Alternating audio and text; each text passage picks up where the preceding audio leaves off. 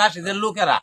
ওখানে আবার শুরু হয়েছে, আপনারা যারা সাংবাদিক আছেন এই এলাকার মানুষ, রাস্তাও হবে, রাস্তাটা যেভাবে হবে এই দিকে আপনারা একটু লক্ষ্য নিবেন।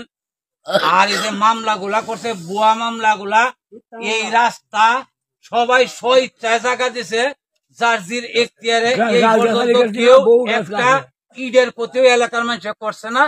তারা এখন একটা ভুয়া মামলা দিছে, অমুকের রাস্তা করার সময় জোর হইয়া জায়গা নিতেছে, এটা একটা ভুয়া বিষয়। এটা আমরা যতটুকু গ্রামবাসী জানি। আমার কথা হইলো, যারা মামলা দিছে এই ভুয়া মামলা প্রত্যাখ্যান করব, আর রাস্তাটা সঠিকভাবে করব। আর রাশিদের বাহিনী যে অত্যাচার শুরু করছে, এই দেশের মানুষ কিভাবে থাকবো, এই নিরাপত্তাটা আপনাদের কাছেও চাই বা প্রশাসনের কাছেও আমরা এই আবেদনটা করি। কারণ এই যে কতক্ষণ আগে দেখলেন যে রাশিদে পুলিশের গাড়ি ভাড়াইছে আতঙ্ক তৈরি করার লাগে, জনগণ বিচ্ছিন্ন করার লাগিয়া। তারা কিন্তু এনে আসবে না, তারা বাইরে দিয়ে ঘুরিয়ে এই কামগুলা করবে। অতীতে আরো এই এলাকাটা ধ্বংস হয়ে গেছে। এই যে একটা বাড়ি বোধহয় 3-4টা মামলা হয়েছে এই রাশিদের কারণে।